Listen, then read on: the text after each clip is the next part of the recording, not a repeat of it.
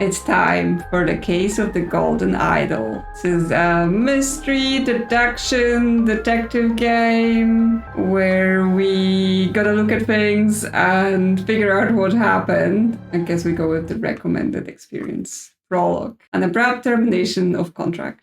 So I have actually played a little bit of this game where it came to the Xbox Game Pass, but what I mostly found about it is that it doesn't play great on controllers, so I was like, oh, I'll play at some point on PC. And well, it's that point now, we're doing it, but yes, I've sort of went through the tutorial and I understand that, yeah, you gotta go around, click on things to collect the information and then put it together in this thinking panel. So, you know, we have this dude pushing this dude down the cliff and we've gotta be like, yes, who pushed someone from the cliff and something of something on Monkey Paw Island. So we just have to gather all that information and enter it correctly based on the deductions we make. I knew what you were plotting, you snake.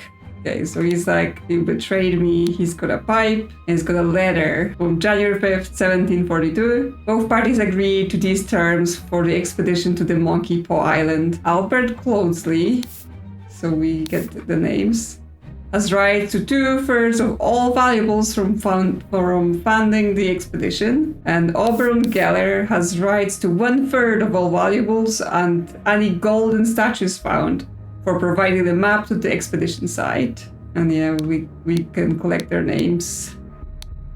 And he's got a dagger. And he's falling and saying, ah! Very informative. He's got a scalpel, map, horn of finger, horn of thumb, ruins of Xenopolis, and Bay of Shadows. Okay, so that's the locations around here. Medicine bottle, and we've got another letter, which is basically the same stuff and the same names. We click them again, but we don't collect them again. So yeah, then we can inspect their backpacks. Yeah, bags filled with gems. There is a tobacco pouch for a pipe. And we got bag of medicine and a bag filled with gems. So from that we can do the deductions of like, well, if it says that Albert Clodesley has rights to 2/3 of all valuables and Oberon was 1/3 in golden statues, and he's got a pipe and he's got like medical things, then we can basically say like, oh, okay, this bag belongs to the guy with the pipe and he gets 2/3 of the valuables, and this guy has the medical supplies and a golden statue and a bag. So you can link the belongings to the people. So from that we can say that the guy with the pipe is Albert Clodesley, so he's Albert Clodesley, and then the guy being pushed down the cliff, the doctor, is Oberon Geller. So in here we can say this is Albert Clodesley and this is Oberon Geller. So here we can say that Albert Clodesley pushed Oberon Geller from a cliff in the something of something on Monkey Paw Island. Okay, so now we have to look at the map in the background and kind of decide where they are, because yeah, we can see they're camping on like some sort of cliffside, and then in the back there are 2 islands. So we are in the Horn of Palm, because that's kind of where you can, if they're camping here, you can see the 2 islands, right? But if they're camping here, there are no islands. So cliff in the Horn of Thumb. Yes, we've done the scroll, no hints, but yes, I did see this before. While Dr. Oberon Geller was surveying the poor weather with his looking glass, his expedition partner, Albert Clodesley, Esquire, suddenly pushed him off the cliff. Well. You know, starts well with betrayal and pushing someone off a cliff. So we're in chapter 1, Complications in the Family. The untimely passing of rural gentlemen. Okay, well, we've got this guy. He dead. He's got a ring with ruby, and he's got a head injury and he's dead. So that's what happened. He's got a book on lead poisoning, but I mean, I don't think lead poisoning gives you a head injury. There is a ladder, so he could have fallen from that. There is a portrait of some sort, him eating dinner. We've got places, Woodshire, Crow Tower, Blackfield. A calendar. It's the 23rd of August. Spontaneous combustion. I, Sebastian Cloudsley, will share my humble contribution to the science of anatomy and chemistry. August 22nd, 1786. Woke up. A beautiful day. He woke up at 12. Wow. 12:30, washed and dressed in my dining attire. 2 p.m. had a beautiful roast duck for lunch. 4 p.m. changed to my hunting attire. 5 p.m. rode to hunt badgers, had no luck to die and returned home. He changed into his researching attire, like he has an outfit for every occasion. And 7 changed to my dining attire again. 8 had a tasty beef loin for supper. And filled in my diary. I went to bed to continue reading for my research. So he filled it at the end of the day, which means he filled out August 22nd at the end of the day here, which means it's likely August 23rd, and he died before the end of day because he didn't get to fill in his thing. We've got this coat, which might be his research attire since he has one, and here's the golden idol because it seems to be that if you're near it, you're at risk of death because it is cursed. Okay, so we've got 15 out of 16 clues. I guess this boat, yes, a yacht, it's slowly floating in the river. So what we've got to think about. This guy's name, well, he's Sebastian Cloudsley. There are no other names for us to fill in here. And yes, we have the different attires. So this must be his dining attire because he's eating in this portrait. We've got his research attire because that looks like he's got some instruments here and it's dirty. And so this must be his hunting attire. Yes, we've got his name and we've got his clothes. Okay, well, so he is Sebastian Cloudsley, Lord of one of the places. Okay. The cause of death was head wound, because we know that he's got his head bashed in, which occurred when he held from something while he was something. So interesting because yes, it gives us the ladder, and I'm also still missing one clue. Okay, let's go back to exploring there. Yes, the scene gives the sort of feeling like, oh, was he on the rickety ladder doing research and he fell and died, but he's not wearing his researching attire and he's clearly very, on top of making sure he changed his clothes to the right activity. But I noticed that yes, there is a horse is running in the yard, and that's the clue we're missing. And yes, he fell from a horse while he was hunting because he's wearing his hunting attire.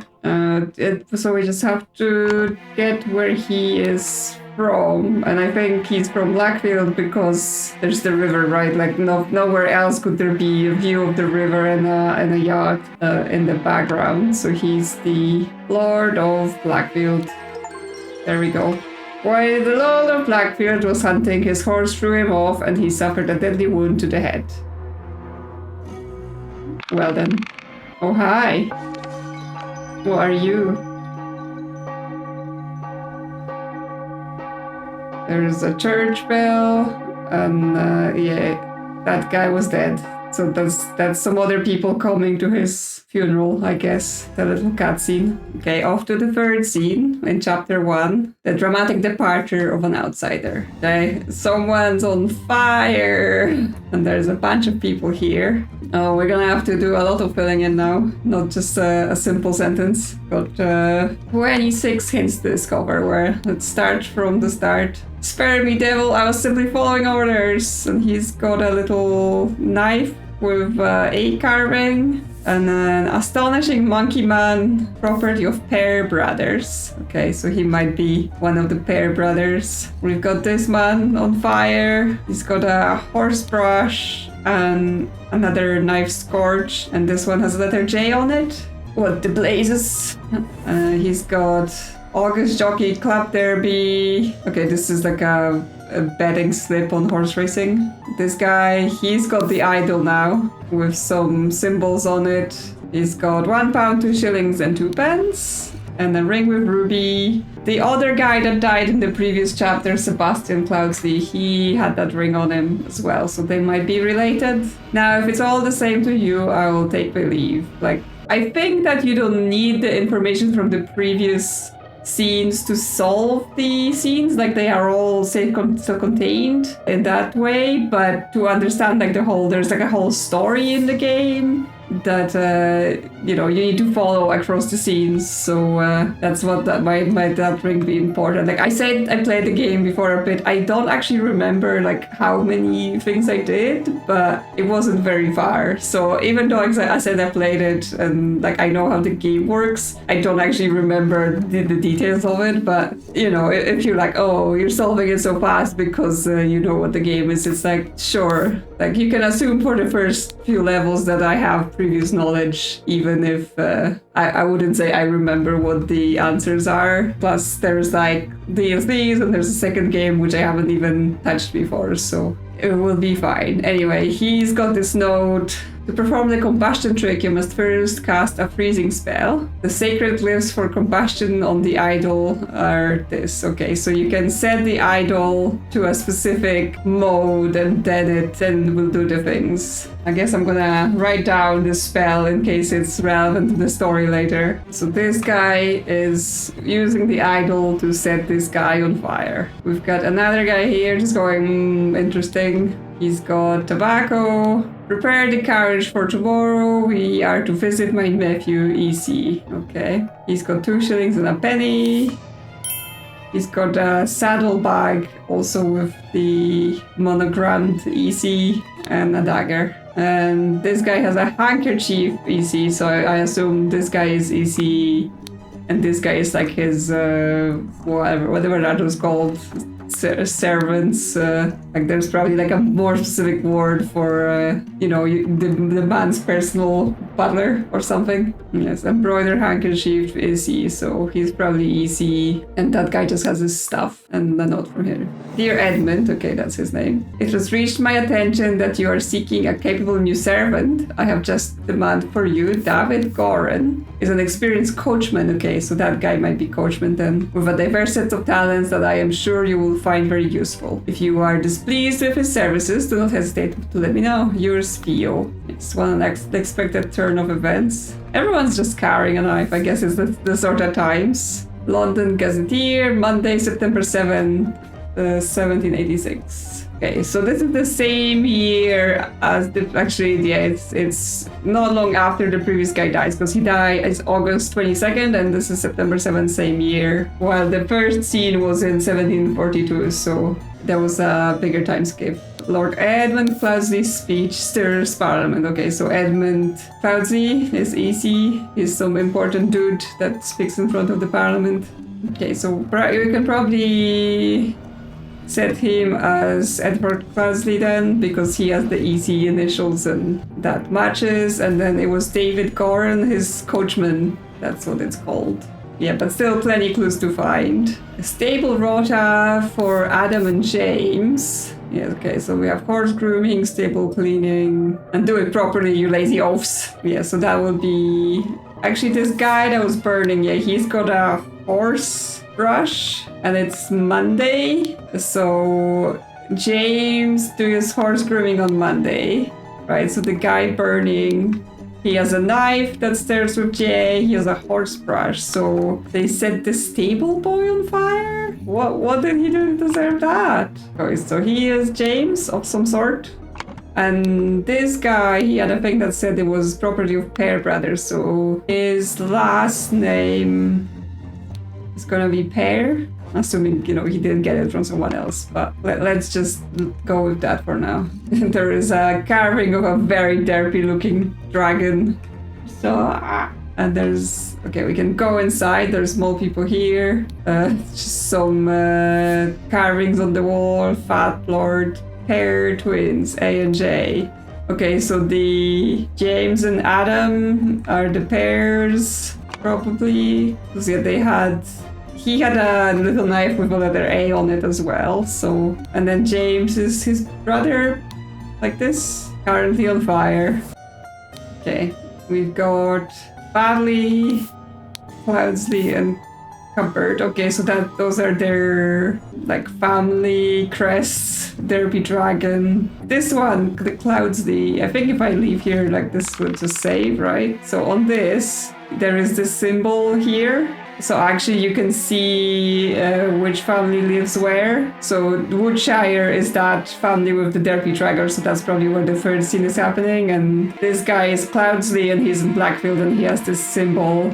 So that's the symbol, yeah. And we're currently in the Batley family's estate based on that thing over the door. And then we also have cupboard with the tree. Haven't seen them yet. She's saying, my apologies, he can be so bad here sometimes. What does that mean? Well, apparently it means like death in Hindi, but I'm not sure if she's speaking Hindi or this is supposed to be something else. She's got 6 rings with various stones. Shmal hat, Sim Hasana, but he's okay, so it might be like she might actually be speaking Hindi because she's like got this book and this fan, so she might be familiar with or have some links to that culture. Yeah, honorable to Qatar plate. It is the 1700s, so it would be the time where like British Empire was controlling India. So I mean, it's not exactly she might have links to the culture. She might be from some family that is currently gaining things from exploiting that situation. Nicholas Maker at Forney. I would have not expected one of your family to treat a legal document in such a way. I am appalled. He also has a ring with Ruby. Okay, interesting. It might be some family thing. Reading of the last will and testament of Sebastian Cloudsley. Yes, so that's the guy that died previously, and this is them inheriting from him. So we have Albert and Mary Cloudsley, the parents, and that's Sebastian, the guy that died. We have Beatrix Batley, we have Rose Cupboard, Edmund Cloudsley, we have Willard Wright, just associate, so he's not related to the family, but he's inheritor. And Peter Bately from Beatrix Bately. Sebastian's dead because that's his will reading and he has the cross and the parents have cross, which means Beatrix Bately is also dead, so she's not present. And I mean, yes, we can't get her name, that explains it. Which would leave this woman to probably be Rose Cupboard, because that's the only female name available so far. I mean, there's more items here. Aphorisms by Sebastian Cloudsley. How to be happy. Eat a healthy meal every day and do not waste your time on trivialities. How to avoid being upset. Strive for that which holds meaning and do not shrink from responsibility. How to be inspired. Take a walk in the forest and breathe the fresh air. How to avoid being scared. Feeling scared is a weakness. Be strong instead. So this is basically, how to not be sad and depressed. Don't be sad and depressed. Don't be ill. Don't be scared. Don't be sad. Will yourself into having a good life, and all will be fine then. And we've got, wow, lots of pieces of paper. Dear Peter Bately, we have sent you frequent reminders concerning the settlement of your debt, and yet today the debt remains unpaid. We humbly request that you make your payments as soon as possible, or we will be forced to take the matter into our own hands. The debt currently stands at £255. Blackguard and back loans. Okay, £255 in the 1700s is probably a lot of money. So he's in trouble, and someone is betting £50 on horses. So that's also a lot to bet on that. And we've got pieces of paper. I, Sebastian Cloudsley of Blackfield County, being in body health and of sound and disposing mind and memory, nominate and appoint Nicholas Maker as executor of my last will and testament. Okay, so this is the will that's been shredded. Dear Willard Wright and Rose Cupboard. Yep, we already have that. I bequeath to you the gold. Know what to do with it. Idol of Xenopolis. Okay, yeah, so I bequeath to you the gold idol of Xenopolis. You will know what to do with it.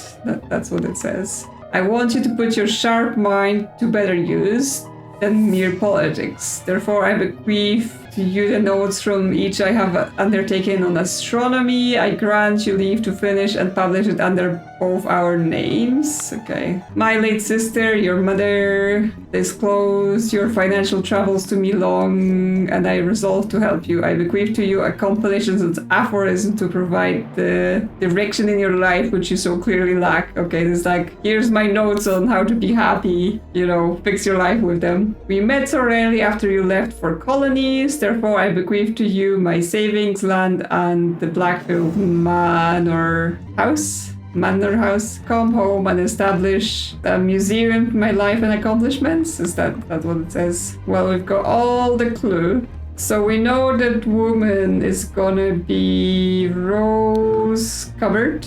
And I think this guy is the attorney, right? Because he was doing the will reading. Yeah, Nicholas Maker. Nicholas Maker. So then we have those two dudes. Okay, so we have to put together the will here, or like who got what from the will. Okay, so we met so rarely after you left for colonies, therefore I bequeath to you my savings land and the Blackfield Manor House. Come home and establish a museum of my life and accomplishments. So I think that's for Rose Cupboard because I've pulled it away from there. I think it's to Rose Cupboard because she's the one with like all of the Indian items and using Hindi words, so she's probably from the colonies. Yeah, I want you to put your sharp mind to better use than mere politics, therefore I bequeath to you the notes from research I've undertaken astronomy. Yeah, grant live to finish the publish. So Edmund Cloudsley, he does politics because he had the newspaper on him that said like his speech steers the parliament or something. Okay, so this one says, my late sister, your mother, disclosed your financial troubles to me long ago, and when I resolved to help you, I bequeath to you a compilation of my aphorisms to provide the direction in your life, which is so clearly lacks. So that's for whoever was on this. Yeah, 3 Peter Bately, because the late sister, she's dead, and so Peter Bately is the person getting the book of don't be sad and depressed, fix your life instead. So that's for him. I bequeath to you the golden idol of Xenopolis. You will know what to do with it. So that's whoever is standing here holding the golden idol. Okay, so we have the one person left is Willard Wright, the associate. So I guess he's the final inheritor. Yeah, okay, so that's all filled in, and that makes this guy Willard Wright because he's got the idol, and that means who's this guy then? Peter Bately? Then, because we don't have Peter Bately yet, and he's the other person that was inheriting. Yep, that's all done. And now we have to do the actually what happened. Okay, so someone was to do something to receive something in someone's will. Okay, so we know that's Sebastian Cloudsley's will, and ordered someone to take the something from someone. Suddenly someone died from... Okay, so this is about what's happened to this guy, right? Like why after this will reading suddenly this scene is happening, right? That guy is set on fire by this guy using the idol. Okay, so we have to take the... Okay, so I think it's Peter Bately was upset to receive the aphorisms, right? Because he's the one that receives the aphorism. He just like throws it on the ground and rips this up, right? Because he's like, oh, you know, who would treat a legal document like this? Because he basically gets a book of stupid things as his inheritance. So he received the aphorism in Sebastian Cloudsley's will and ordered this guy, so the Pear brothers, James Pear and Adam Pear, I'm not sure if it matters which order we have to them, to take the idol from Willard Wright. Suddenly James Pear died from spontaneous combustion. There we go. Peter Bately, encumbered by his gambling debts, had placed high hopes on his uncle's testament. Upon discovering he had inherited nothing but a book of aphorisms, he tore up the will and ordered his servants to take the golden statue from the stranger Willard. Suddenly one of the servants burst into flames. Okay, so Willard Wright has the idol. is where we're at in chapter 1. Right, they find it on the island. There's a betrayal, and it ends up in the Cloudsley family. Sebastian Cloudsley has it later, but he dies in an accident, and then the family doesn't inherit it. It goes to a guy called Willard Wright, and he's supposed to know what to do with it. So then we go chapter 2, the cursed inheritance, the murder at the Little Mermaid. Okay, well, we have a guy who's been murdered. He's not breathing. He's got a walking cane, and again the ring with Ruby, so he might be associated with those people, the Cloudsleys, since they all have those rings. Don't know, the lawyer also had the rings, so it's not just a family thing. It's some sort of like they all have the ring for whatever reason. He's got. My dear Morris, okay, he's got a watch that's for Morris, so that might be his name. And we've got a washing bowl filled with slightly bloody water and a letter. Dear Proud Beast Master, I have attended our departed brother's send-off and accepted the keepsake that he bestowed upon our brotherhood in his will. I shall send this letter tomorrow, September 10. I hope it will reach you without delay. Already it is midnight. I'll retire to my bed, for this has been a long day. My Griffin awakened. Proud Beast initiate. Okay. We're getting into some weird, I don't know, association, brotherhoods, who knows what they're up to. But okay, it's September 10th, so it's possibly still the same year. And that's the guy, what was it? Willard, right? He's got he had the idol, and was taking it back to whatever this brotherhood is, but someone stopped him on the way. Okay, there's a window, and there's a watchman number 2, Henry Parker. And yes, he's saying alarm, there's been a break-in, because the window's smashed, and there's like footsteps leading away from here, or that might be his footsteps, him coming here. We have Revenge RR. We don't know anyone with initials RR, and some flowers. A little picture of dandelions, a trapdoor in the ceiling, and door, that's the key is in the door from the inside, so you couldn't walk in. But there's a trapdoor in the ceiling here, and a trapdoor in the ceiling here, which means someone could have possibly gone up, gone through the attics, dropped down, and then exited through the window, because this one's closed. There's some guy outside this window. Why did that bugger give me a note when he knows damn well I can't read? Okay, he's got half of shears, stale bread. You can lie low for a couple of days in the old oarsman place down at the docks. Okay, so he's some guy here hanging out outside with some sticks, but also shears and bread and this mysterious note that he cannot read. But this window's locked, so no one's been using it to escape. Empty bed, not warm, so no one's been sleeping here. A picture of other flowers. The door does not open, but there is no key here. Okay, that's 8 of 26 clues. We can go downstairs. We have the door. The door to the street is shut with a latch, so no one in or out. They're staying in for the night.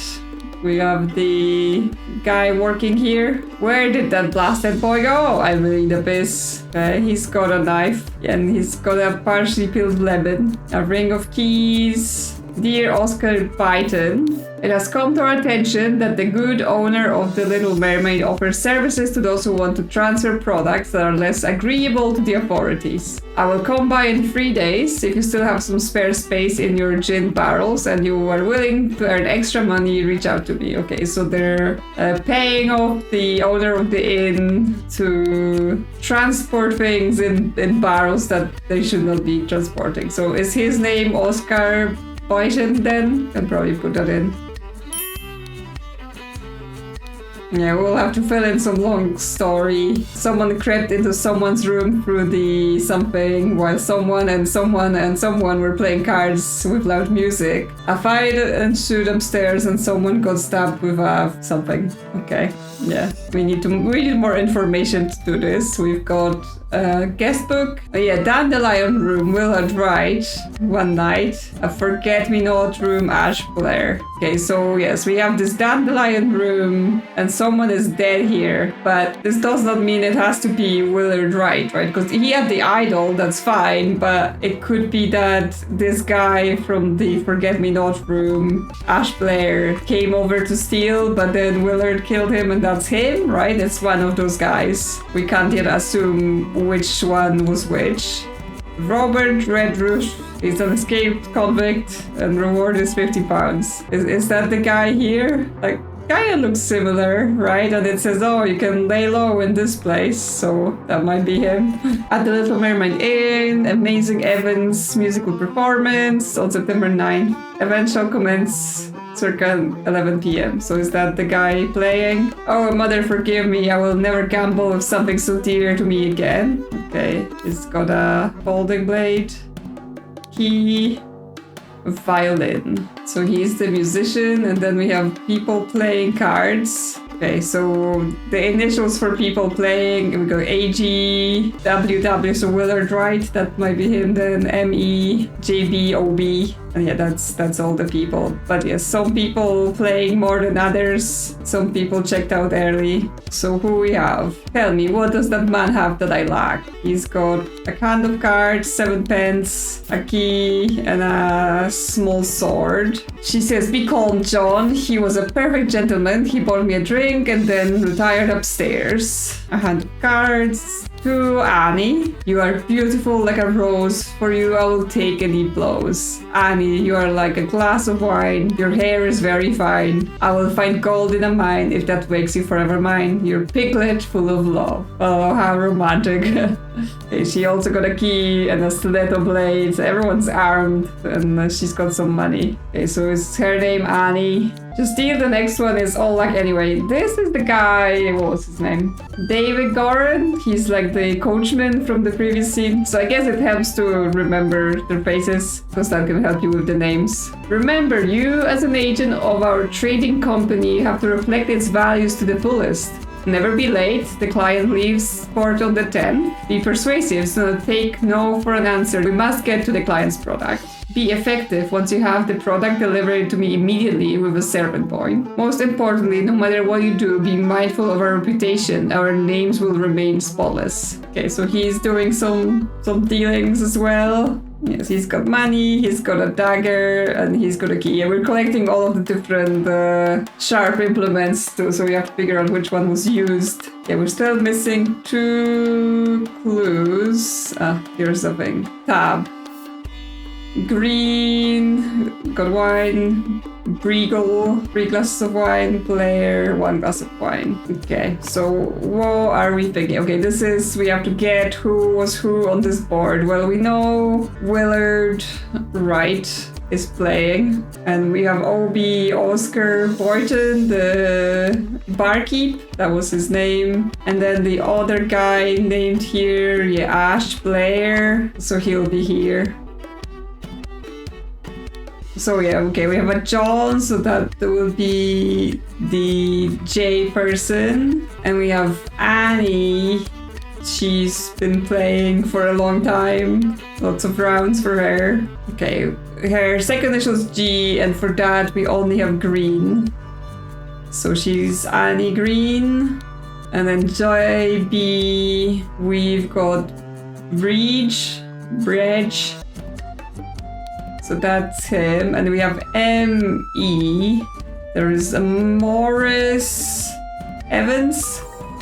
Okay, so that gives us the names of this card, whatever they're doing, playing, and like what their wins and losses are for the cards. Okay, well, so this is Annie Green, because she's the woman playing cards. Okay, but interestingly, because I was saying, I thought this guy was the coachman, right? Like, if we go back to here, that looks like him, right? But here is called David Goran. But then here, we go here, that looks like him. But there is no David Goran available, which means he's using a different name. And both names might be false or something. And I mean, based on this note he's holding, he's like, yeah, it's like the other guy, he's got like a letter being like, oh, I have a guy just for you to be your coachman. And here it seems like he's serving some other people as well to get stuff, so he might be using a false name. Okay, so the guy playing the violin, his name is Evans, and we know Evans is Morris Evans. So we can add that here. And then she was talking to him, right? Because he tell me, what does this man have that I lack? And she says, be calm, John. He was perfect gentleman. So this guy, that's this guy.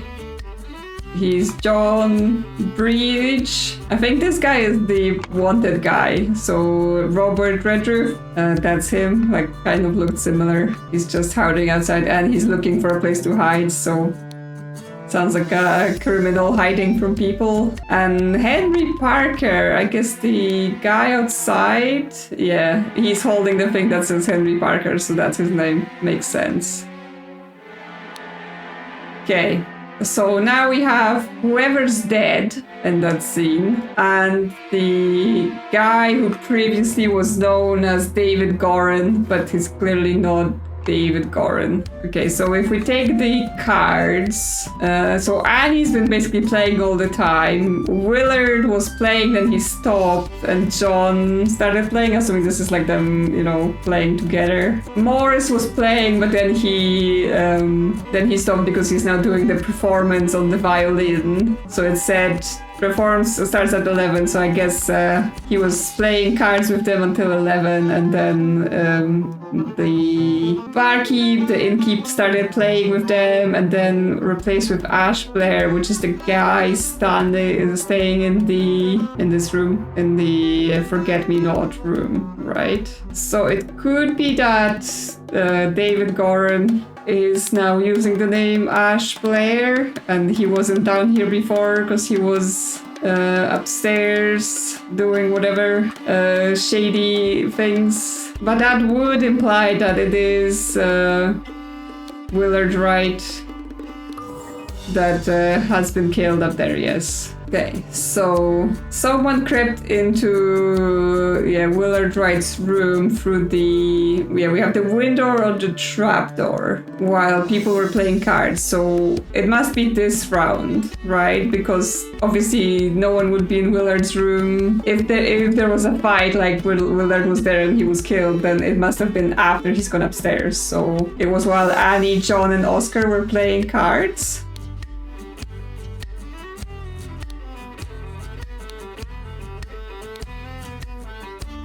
A fight ensued and Willard was stabbed with what does Ash Blair / David Gorin have on him? A dagger. So he was stabbed with a dagger. So it would be Ash Blair that crept in through I think it's through the trapdoor. Yes, because he was in the other room, so he could have gone through the trapdoor. A man going by the name of Ash Blair crept into Willard's room through the trapdoor to steal something important. Yeah, the idol, right? Because Willard had the idol, and this is the coachman of the other guy, Edmund Cloudsley, sneaking in and killing this guy to get the idol. Yeah, but when he opened the music box, it woke Willard up, and a fight ensued. In the fracas, Ash stabbed Willard and attempted to frame an escaped convict. Okay, not sure how we're getting this thing. It's just that it gives him a note just to he can't read it, so he doesn't know what it says, but if he gets caught, he has a note about laying low, so it looks suspicious. Okay, we've got this creepy mermaid cutscene. Good morning, innkeeper. I heard a man was murdered here a week ago.